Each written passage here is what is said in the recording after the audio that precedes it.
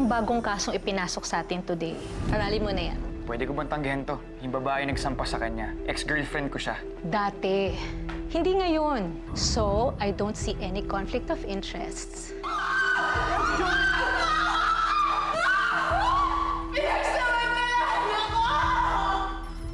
Kanina ko pa hinahanap ni Ate Grace. Pero malayo naman siya dito eh. Hindi na tayo nakikita. Pakiramdam ko ang baba-baba ng tingin mo sa akin. Kaya hinayaan mo akong mag-isa? Grace. Umalis ka na! Umalis ka na! Hindi kita kailangan! Sinong nandyan? Gusto ko lang makapag-apologize ulit sa'yo. Hanggang ngayon, konsensya pa rin ako sa lahat ng mga nagawa ko sa'yo noon. Sana makapagsimula tayo ulit. Maging magkaibigan ulit tayo. Sinungaling ka, Joel. Sabi mo gusto mong makalimutan yung pinagdaanan natin. Tapos ngayon, nandito ka, ipagtatanggol mo yung lalaking yan? Alam mo sa trabaho natin, a man is innocent until proven guilty. Mag-follow up na tayo sa private investigator. By now, dapat may lead na sila dahil yun ang pinangako nila. Sige na, sige na. Pupuntahan kita.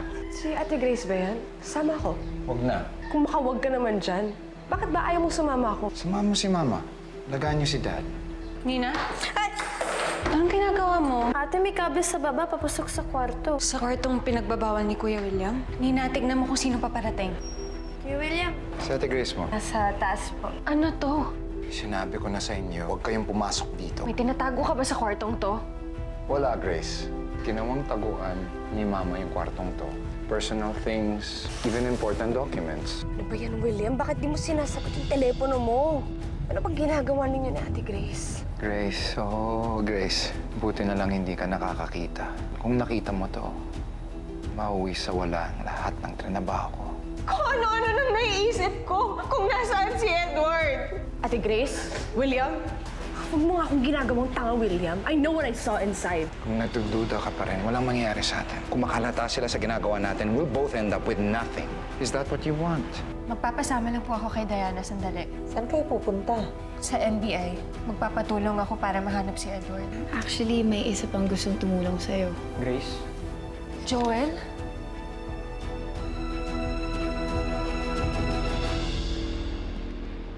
Diana, alam mo naman na tinatago namin tong lugar na to. Bakit dinala mo pa siya dito?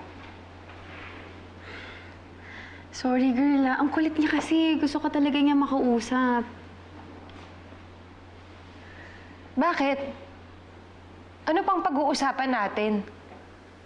Grace, hindi kita masisi kung galit ka pa rin sa akin. Alam kong mali na tinanggap kong kliyente si Marcos. I want you to know na guilty rin ako sa nangyari. Kaya binitiwan ko na ang kaso. Alam kong nagkamali ako sa'yo, pati sa pamilya mo. Dahil sa Marcos na yan, nagkasanga-sanga ang problema. Alam ko po. Alam ko rin na hanggang ngayon, hindi niyo pa nahanap si Edward. Diana, talagang sinabi mo lahat? Hindi naman makakatulong kung malaman pa niya yun. Guilty, Your Honor. Sorry naman. Yun din ang isang dahilan kung bakit ako nagpunta rito. Grace, gusto ko makatulong sa'yo sa kahit papaano. Bakit pa? Gusto ko makabawi sa'yo. Sa lahat ng mga naging atraso ko. Grace, huwag mong sabihing magtitiwala ka ulit dyan sa taong yan. Nung huli kayong magkasama, pinabayaan ka niya. Kaya ka napahamak. Nay, hindi ko naman po sinasabi na hahayaan kong tulungan ako ni Joel. Bahala siya kung anong gusto niyang gawin. Joel, sumama ka man o hindi, kaya ko ang sarili ko. Diana, halika na. Thank you. Nay, mauna na kami. Kaya, ate. Sige po. Mabay po. Hi, Nina.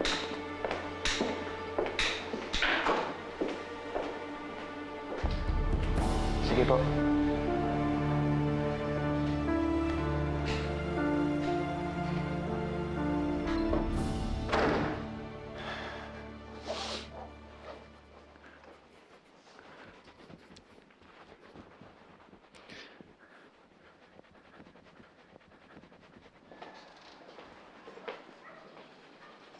Babe, galit ka pa rin ba sa akin?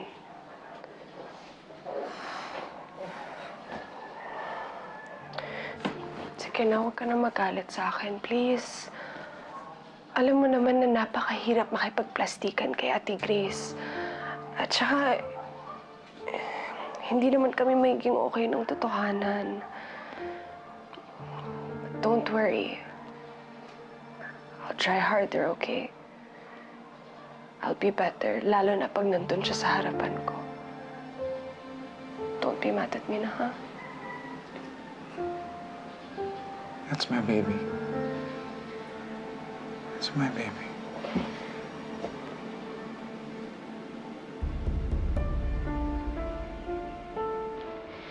Tinawagan kami ng mga taong kumuha kay Edward. Pero hindi sila malocate ng mga pulis. Kaya walang nangyari. Magkakaiba kasi yung SIM na ginamit nila. Makukuha natin ang records ng tawag.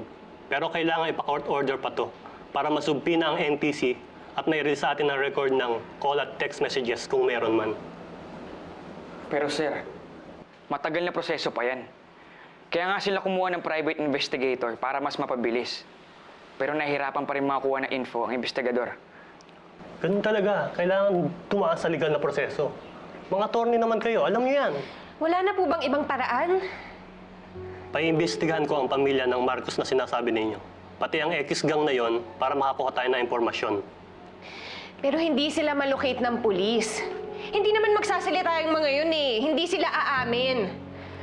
Lalo lang nila kaming tatakutin. Mamaya kung ano pang gawin nila kay Edward. Teka muna, attorney, huminahon kayo.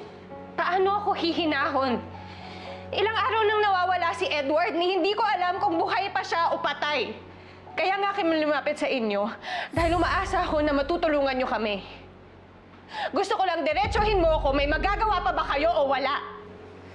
Grace, masyado kang na-overwhelm. Kakampay natin sila, okay? Huwag ka na mag-beast mode, hindi ka naman ganyan eh. Sir, kahit ganito ang kalagayan ko, gagawin ko ang lahat para mahanap si Edward. Pero kailangan ko ang tulong niyo. Kaya please, tulungan niyo ako. Sir, nagmamakaawa ako. Tulungan niyo ako, please.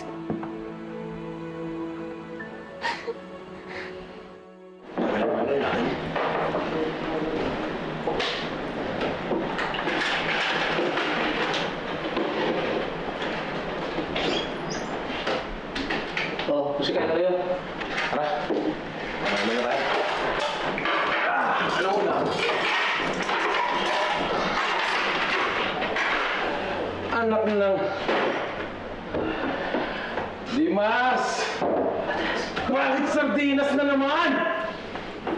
Di ba meron ka na niluto kanina? Ubus na yan eh. Inubos mo? Hindi na. Umas! Nila mo rin lahat ng mga pagkain namin dito. Tapos ano yung isa-service mo sa amin? Sira ulo ka, Dimas, ha? Kami pa itong ilisahan mo. Baka gusto mo itali ka rin namin.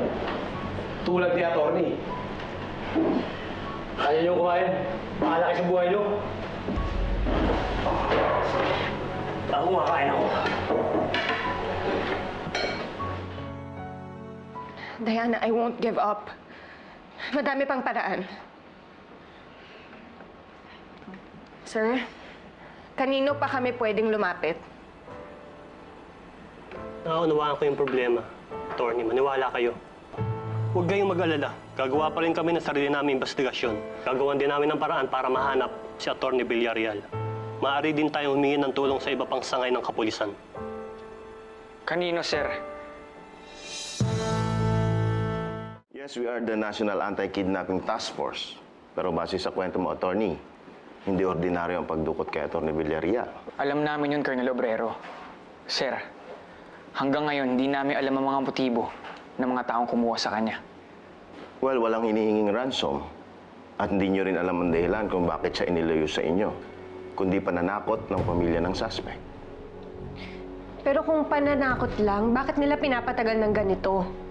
Bakit hindi pa nila binabalik si Edward?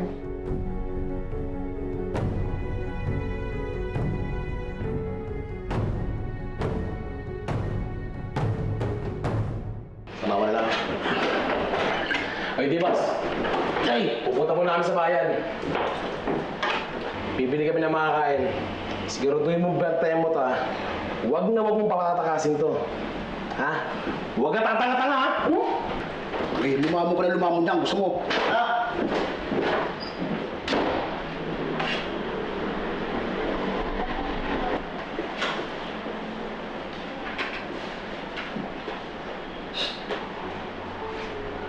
Tol.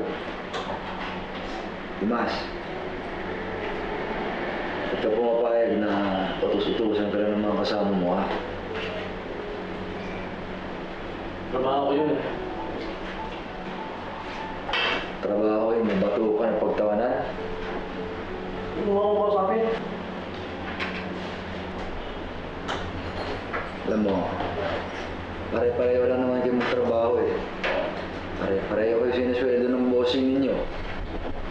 At mo hinahayaan sila tapak-tapakan ka lang. Alam mo, Tol, madali lang yung solusyon dyan sa problema mo, eh. Kitang-kita ako, eh, kaya mo umasenso. Iwan mo lang tong trabaho mo. Minuulam mo lang mga anak, eh. Paano? Tulungan mo ako. Tulungan kita.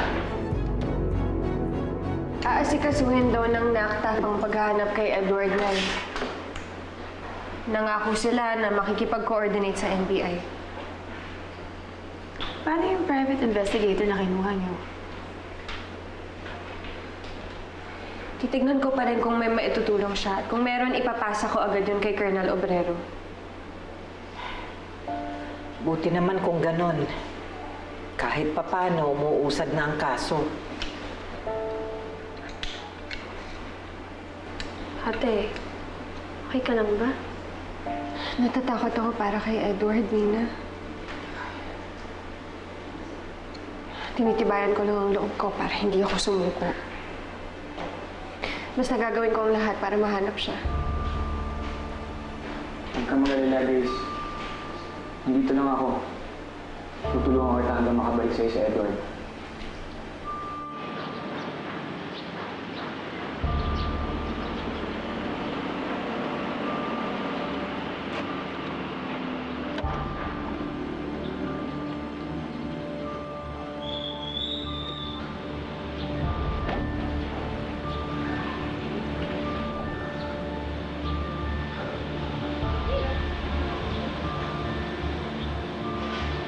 I'm sorry, baby bro.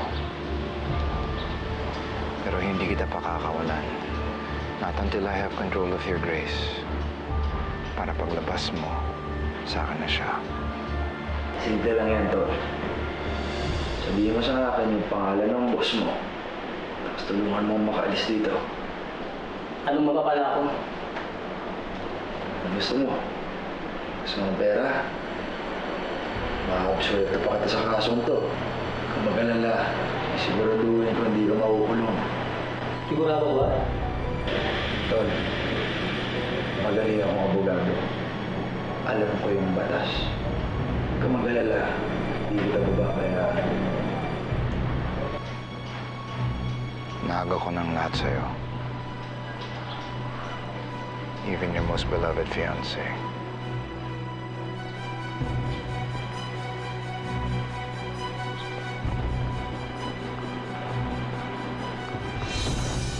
Okay na, Tol. Sabihin mo lang sa akin, sino yung boss mo?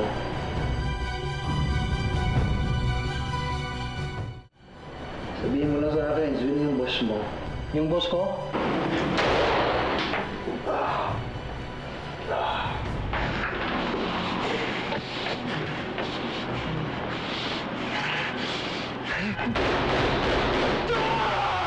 Dimas? Dimas!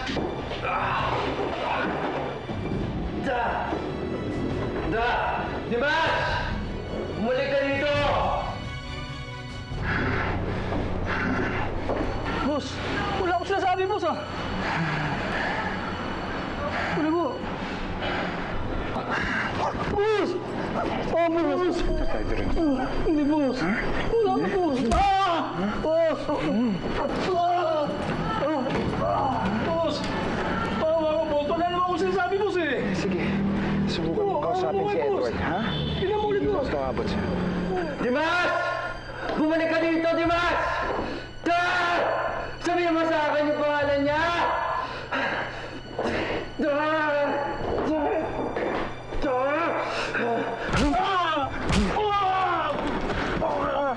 Boss!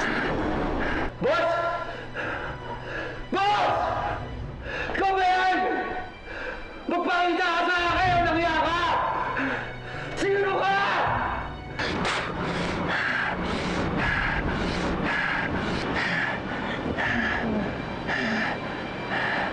Asan kayo? Hello, boss. Pabalik na kami. Mga tanga, ba't niyo iniwan dito si Edward? Bakit, boss? Ano nangyari? Sino ka magpakita ka sa akin?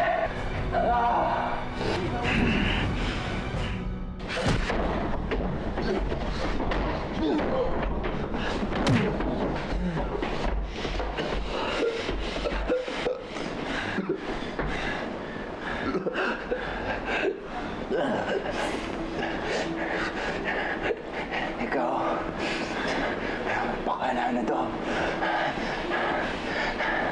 Ayaw mo magpakita. Dahil may tinatago ka.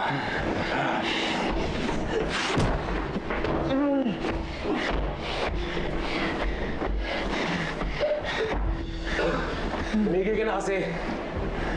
Isa pa talagang hirit mo. Tutuluyan ka na ng boss namin!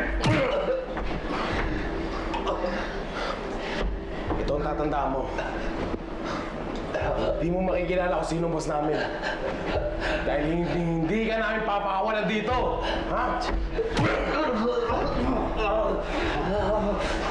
Oras na nakalala dito. Nakukulong ko kayong lahat. Tumahimik ka!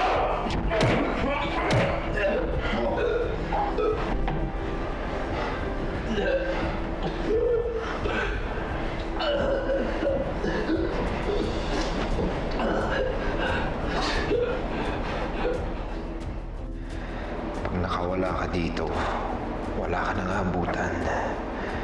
Papalitan na kita kina Papa sa kumpanya. Burado ka na rin sa buhay ni Grace. Dahil ako lang ang magmamay-ari sa kanya.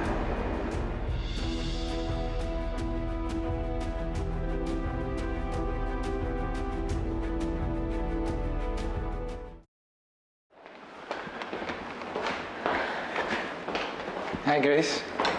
William? I have a gift for you. Grace, eto na. Ginawa kita ng tsaa.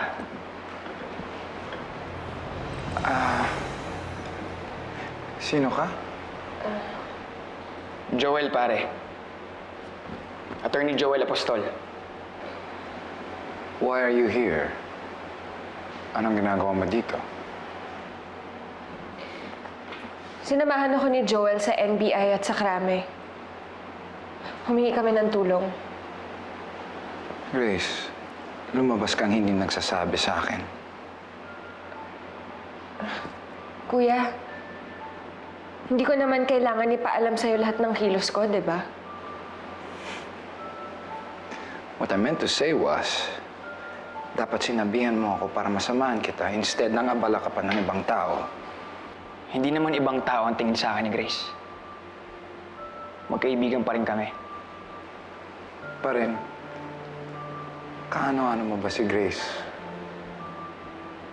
Masyadong personal kung pag-uusapan pa namin sa harapan mo.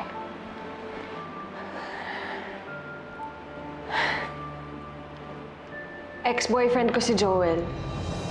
Pero hindi na mahalaga yun. Nagkataon lang na may maitutulong siya sa kaso ko at sa sitwasyon ni Edward.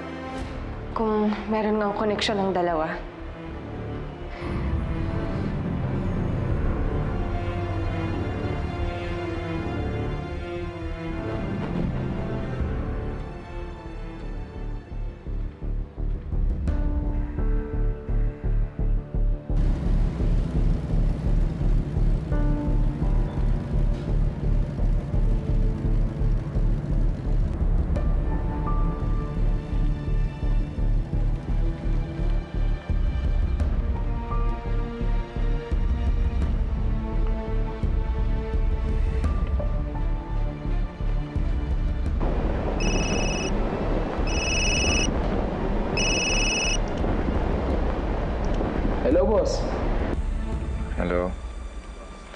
pinapapagawa ko sa'yo.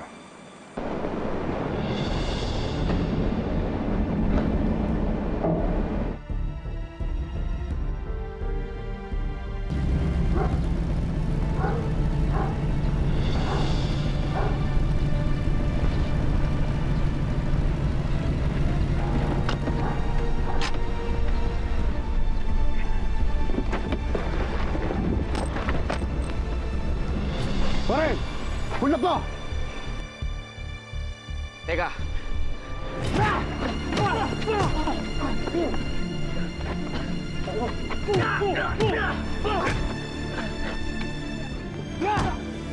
Pare, wallet.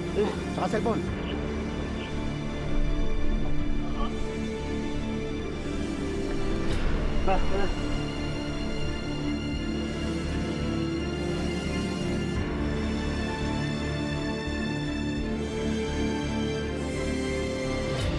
Serves you right, Attorney Joel Apostol.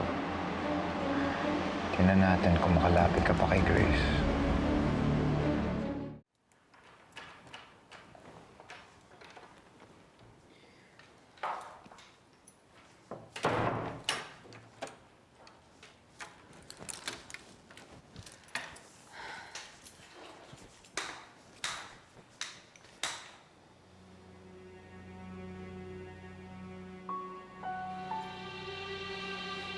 Kuya William, Saan ka galing? Kanina pa ako naghihintay. Why haven't you been answering my calls? busy kami ni Diana.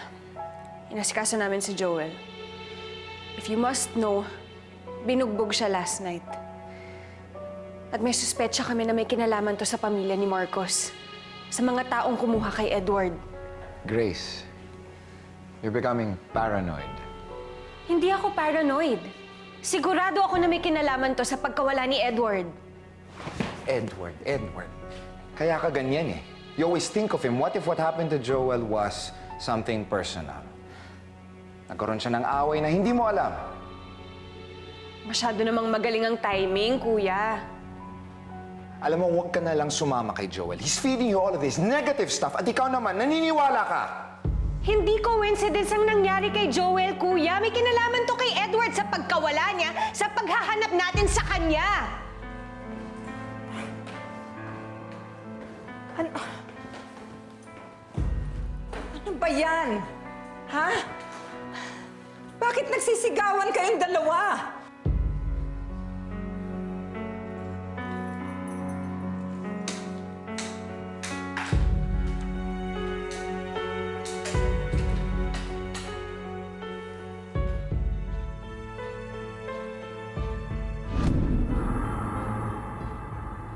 Kaya naman pala galit si Grace eh. Pati si Joel. Nadadamay na. Diyos ko. Ano na ba itong nangyayari? Nay, wag mo masyadong isipin. Pati health mo naapektuhan na. Tama si Nina, you should listen to your baby girl. You have to relax and not think about Joel. Whatever happened to him, he probably deserved it. Paano mo naman nasasabi yan? Para namang natutuwa ka na nasaktan si Joel ng ganon. Of course not. What I meant to say was that nag-offer siya ng tulong kahit may risk involved.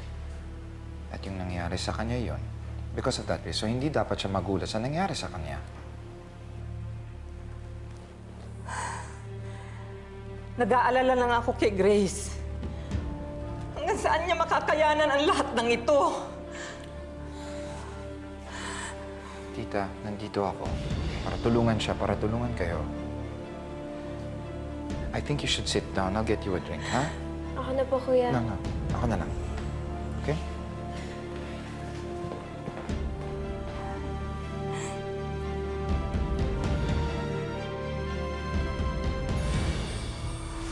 I'll get you a drink, ha? Ako na po, kuya. No. Ako na lang.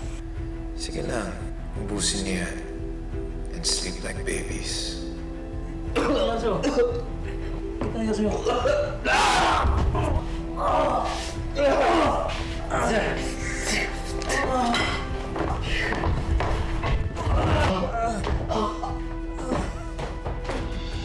sa'yo yung desisyon kung mabuhay si Edward o hindi. Kapatid mo ang pinag-uusapan natin dito. I'm being realistic, Grace. And downright insensitive! Oh! Grace, you listen to me! Bitawan mo ako! Nay! Grace! Grace! Finally, Grace. Masasolo na rin kita. Kuya, wala, huwag kang lalapit. Please, please, huwag kang lalapit. Please, please, kuya. Si Grace, napatiklop din kita. I can do anything I want.